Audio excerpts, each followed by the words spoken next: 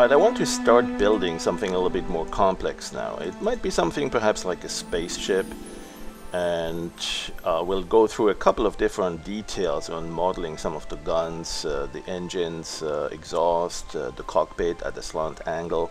There's all sorts of little techniques and tricks that we can explore. In the end, we may want to composite it into a scene that we have created in Dogwaffle. This one was done completely with the Dogwaffle 3D terrain and some other little tricks, so we'll explore how to do that. You know, on the 3D side, we may want to do something like a little bit of an animation, something like this here. You know, maybe the spaceship is taking off and we'll see it disappear into far distance against that background I showed earlier, or maybe we'll do a composition just on a static image. Let's see, for instance, what that might look like. Right? If I choose this particular view, this angle, and I might want to go to the render menu, perhaps we'll go to render a single image. Now, when you render an image, you have a couple of things you can render. You can, first of all, you can say what size you want that. So let's say we do this kind of a wide angle or widescreen kind of thing. 960 by 540 might be a good test initially, and maybe later we'll render it higher resolution. And so now the background color, if we keep it black, it's not going to be perfectly easy to do color keying against that, to like isolate the spaceship from the background, because there's probably some parts on the spaceships that will also be dark and or black. And so what we might want to do is either choose a different color that we know is not present in the spaceship, like green or blue, right? Render it against a green screen so that we can do compositing against that. But if you do anti-aliasing along the edges, there might be a little bit of a transition from the spaceship color to the green background. And those are a little bit more difficult to eliminate. So one thing that we could do is actually render an alpha channel, which will make sure that we have a mask of where the spaceship was present, and the background will not be enabled, it will be masked off. So you can actually render just the image, or you can render the alpha channel that contains that mask, or you can render both. Let's do a quick image first and just render it as is, and there you go. So let's say this is the angle we want and the orientation. Now we are still in the mode for rendering. We just started here to render image. And in Animator, once you've selected that mode, it'll keep you in here, so you can do a couple of other renders and other things. You can save them too. So you can go to the color channel, and you can say, no, let's do that again. And instead of just a color channel, which is the image, you can also say, alternatively, you could say, let's render the alpha channel. Right, and that will tell us where is the spaceship and where it is not, where is the background instead. So that gives us a background, that gives us a selection mask essentially.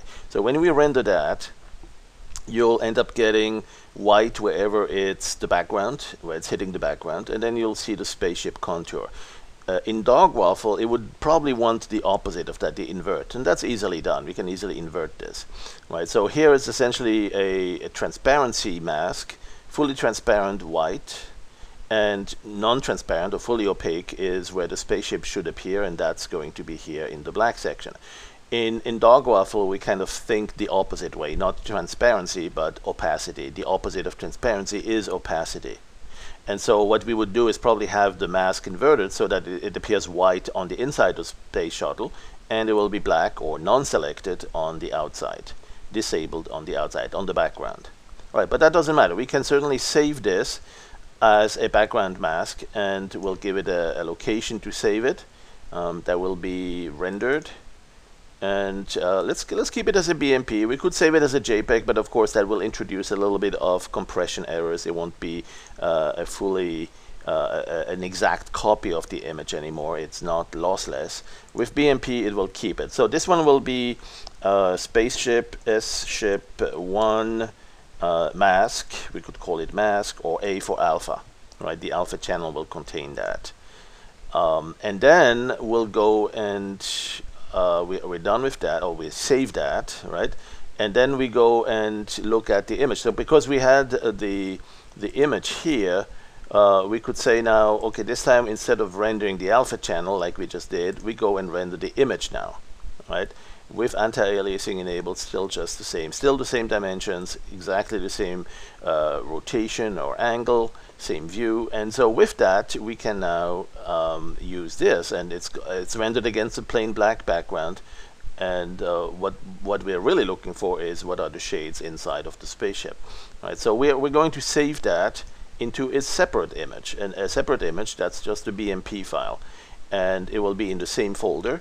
But instead of calling it, this one here is the one we just saved, the mask, the alpha mask. Instead of rendering, let's make it a little bit bigger here. Instead of rendering it with the _A, we'll call that I don't know, C for color, right? That's the color. That's the image containing the color channel. So we actually have two separate files, one for the color channels, that's red, green, and blue, and then the other one for the alpha channel. All right, so let's save this one here as a BMP file in spaceship1 _C. Click that and OK that. So we now have two separate files, and in Dogwaffle we'll want to composite them back together. Not necessarily, it really depends on what you want to do with it. But let's go over to Dogwaffle and see how we can best composite that image. First of all, take it into Dogwaffle and then do something really cool with it. Right, so what I'll do is I'll go into the file menu, or you know what, I could go and open directly here. But I think one thing I'd like is the general file converter as a step in between to kind of preview the image before I actually send it in. When I start the general file converter, it grabs a copy of my current image and shows it here. And you can look at it, or you can zoom to fit so that you see it no matter how small you make this preview window. And let's go and open the BMP files, right? So the first one, let's say, will be, I need to go to the right folder for that. Where did I have this? Animator maybe? And you know what? It's on a separate drive. Let's go to the E drive. I think it's in here. Yep, there it is. So rendered. Alright, so here's my spaceship. This is the color channel. Let's grab this one first. Right. Now, you notice I grabbed it into the general file converter, but I haven't sent it yet to Dogwaffle. And I can do that though now. I can go, where is it? There, image. Right, and connect to Dogwaffle and then export to PD. There you go. So I'm going to send it over to PD. And as I do that, it lands into PD. Right, Project Dogwaffle now has a copy of that image, and I can do everything I want in here. Now, one thing I'll do is first of all, I'll store it. Okay, you want to really store this quickly. So you have a snapshot, store image copy. This is the beta 8.2. Your menu might have a slightly different spelling, but the concept is the same. We store a copy of that, and now we do the same thing with the other image. Let's go and open the alpha image. This one here, the ship1A. This one has the alpha channel. Right, now as we import it into Dogwaffle, it won't be really in the alpha channel quite yet. Before we send it over to Dogwaffle, sometimes you want to adjust colors or do some other things to it, get some image information, resize it. Let's see, adjust color. No, we probably couldn't invert it here, so let's just leave it as is and send it as is to Dogwaffle. Again, export it from the general file converter to exporting it to PD. Right, so now in PD we have this one. Right, and if I zoom in here, you can tell that it's got a little bit of a transition on the alpha channel. That's the anti-aliasing we had enabled, but it still is supposed to represent a mask, an alpha channel. And so what I'll do is I'll go to the selection mask, the selection menu, and say store the alpha. Right now I don't have an alpha in Dogwaffle, but I want this image to become the alpha channel. So here's a quick and a neat way to do that. I'll store whatever the current alpha is, and no surprise here, it really doesn't find any. I mean, the entire image is selected by default. But what I can do now is get buffer.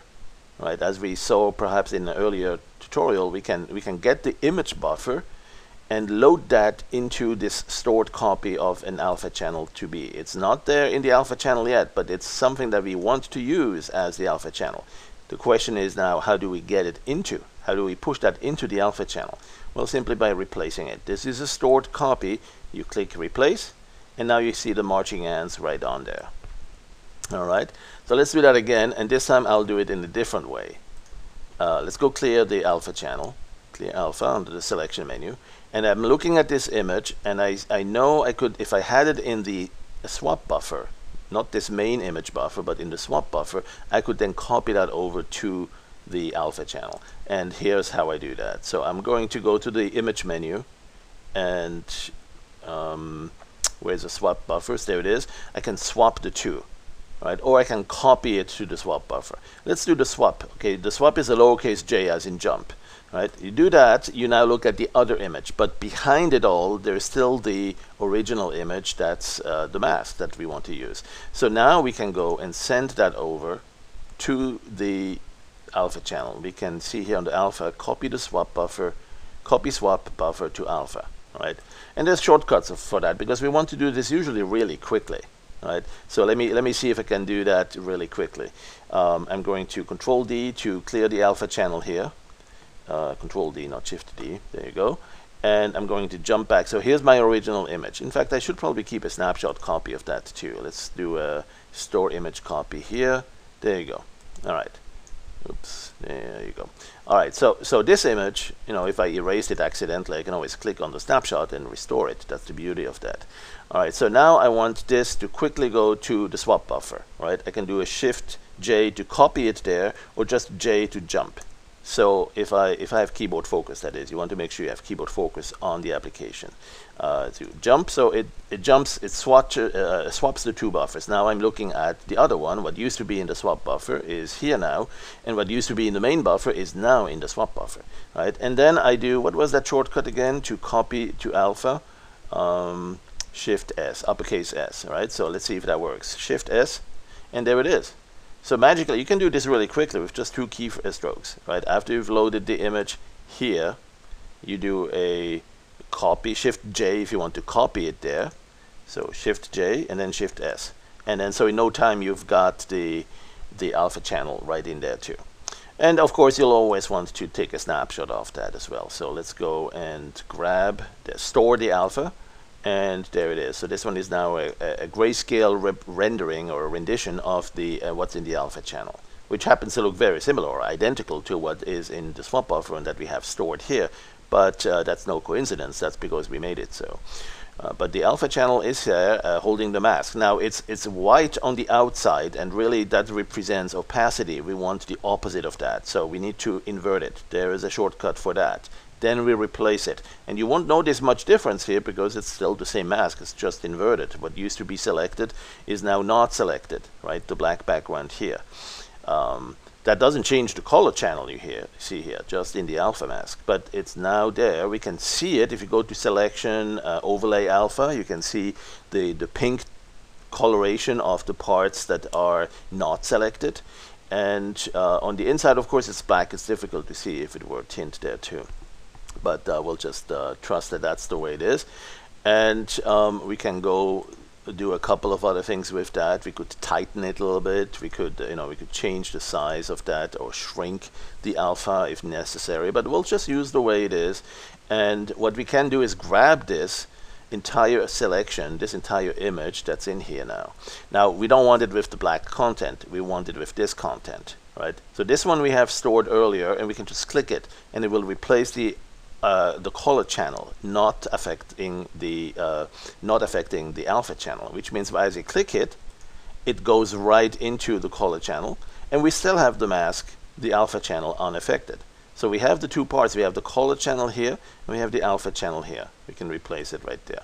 And so that's a perfect world. We have now the two parts that initially were on separate image files. We have the two parts. This one here for the color channel. This one is a snapshot of the alpha channel. And of course, this being a paint program, it's probably better to put that into the brush. The two together, we can now put into a brush. So one quick way to do that is from the brush menu is use the selected as brush, Control B. What that does is it picks this entire image, actually just the selection. And the rectangular bounding box containing that selection is going to be picked up as a custom brush. Right, so that's a quick shortcut to do so. And if you wanted to perhaps grab a little bigger area with a little bit surrounding margin, you could use the custom brush selection tool. That's this one here. And that one's just B instead of Control B. So we have the two ways to quickly create a custom brush here based on that selection. Control B will take the exact bounding box of that selection and lift that into the custom brush, the color channel, as well as the mask for the alpha channel. and B will instead bring up the custom brush selection tool, and you'll need to select what portion of the screen you want to, or what portion of your image, of your canvas you want to actually grab, so you can actually go outside of your current mask. All right, so that would be something like this. You pick it here and let go, and you now have picked up this thing in a custom brush with a little bit of margin around it.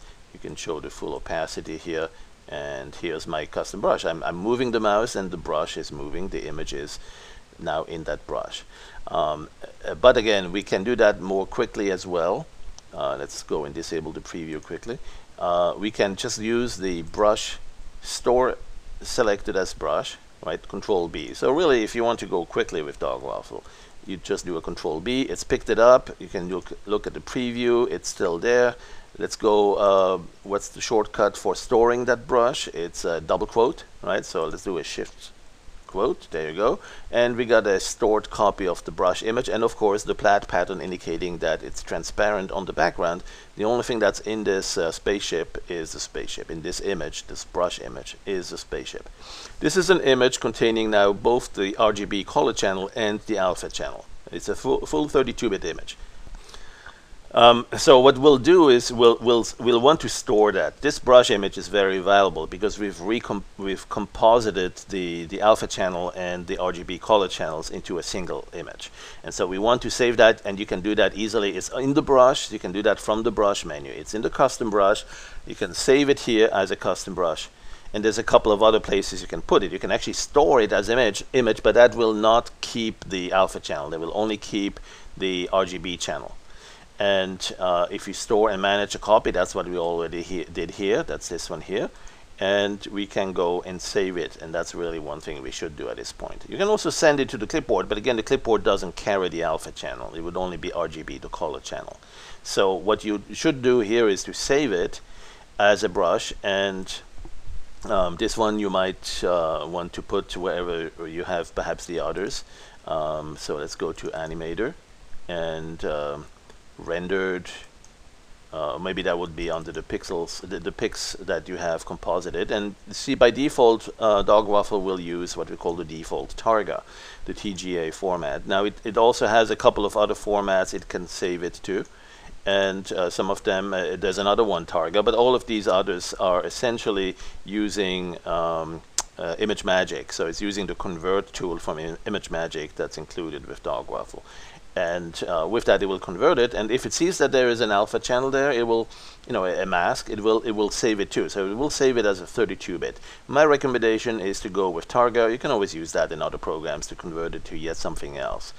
The only drawback perhaps is that Windows doesn't know what a thumbnail looks like from a Targa file. It doesn't recognize it like it does for BMP or PNG. So you might want to save it as maybe let's do both. Let's save it as a TGA file, and this will be combined, right? So spaceship1 combined or combo. That means it's both alpha channel and the color, right? So you could also call that AC. Alpha and color, right? Or CA, color and alpha, whichever way you want to see it. So we have spaceship1 AC as a .targa.tga file, and then there is another mode we can save it in, and that would be the brush save, and this one will be the PNG or the PNG and some others, But the one I would definitely recommend here perhaps is Targa, default Targa, and then this one here, the PNG. Let's make sure there's only one period here, and save it there.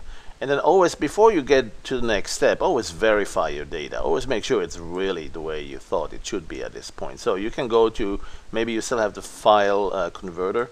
You can go here to open and look for the images. Now by default it's looking just for the BMP files, so make sure you switch that to, look at that, it doesn't actually show the TGA format in there. Now that's an interesting thing. So that's something we might want to improve upon, or even though we don't import it, Targa we load directly, but so the general file converter necessarily doesn't do that. That would be actually an interesting feature to add, I would think. So there is a couple of other formats. The PNG we can look for, and it has to be in the other folder, pics, where we saved it, and there it is. So when we load this one, Maybe if I right click and open it in something else like earphone view, it will tell me. So we have earphone view information, right? And then so this one, it will tell us that the original color is 32 bits. So that's good. That means the PNG has the mask. Now, earphone view doesn't use that. It loads just the 24-bit. But we know that the image is there with the full 32-bit, and that means it has the alpha channel that we wanted it to have when we saved it. All right. So and that means we can also go and test it again here. We can go to we could go and clear this image altogether, get rid of it. Let's move these things out of the way. So if we create a new image, or we just clear that, whatever that thing is here, if we load the image, we can open it the standard way, if you will. There's a TGA again. It doesn't know, Windows doesn't know what a TGA, a Targa file is, but we know, and we can load that, and we know it's the AC version, the alpha and the color. So let's go and load that as a default Targa. Right, so it's looking for just the Targa in this case. that really, this filter is important. It will tell you what it's looking for, just TGA files or Targa files. If you go to automatic 60+ formats recognized, that's the one where it's using the converter from what did I call it, Image Magic, right? So I'm gonna go with TGA alpha and Targa. There you go. Select that and open that, and sure enough, when it loads that, it sees that there is an alpha channel around it, that it has the alpha channel with it, and it loads that, so you'll see the marching ants. The other thing too is you notice that it's cut to the edge, because we did this by using Control B, which picks it up from the selection we had initially. So it didn't take any garbage around it, any margin around it. It really went very tight, just to the perfect size needed to capture this entire image with its alpha channel, and that's it. All right, so that works. We have this in a custom brush. We can always reload it here from the brush menu. If you do this later, you can go and open this. There it is. Or with the PNG version. Let's try that. Let's see if the PNG version also has the alpha channel. Now, it didn't load it here. I loaded it in the custom brush, so we can see it here. And sure enough, the mask is there and transparent. We can store that, brush, store. These are things you should do a lot, practice it so they become natural. You want to store the image. Now, let's go and restore this one, this image here, but not the portion without the alpha channel. Let's go clear the alpha. Control D is a common shortcut on many other programs too. And so this image we want, but we want to have it replace the other image that's there, different size, right? So we'll go and click this little menu here. Right, when you have a stored image, you can click it to put it right in there. Click it, but it won't resize it. So what you want to do is pull this little pull down menu here and select this option. Replace existing image, which creates a new one of the size, same size as this original you have there, the stored copy. So let's do that, and that will replace the current image. So now we have the full image there, and let me move this thing out. Let me move this thing out. And the only thing left to do is to decide, where do we want to put that spaceship? We have the image of it. It's with a fully transparent background, and we now can place it there. Maybe a different angle, maybe a different size, different hue. We could change the color a little bit. That goes really well if we store it. So that's one of the reasons I like to recommend storing the image, right? And that way you can go, storing the brush, and then that way you can change the scale, but you can also change other things. You can change the hue, the saturation, the value. You can make it a little bit darker. Now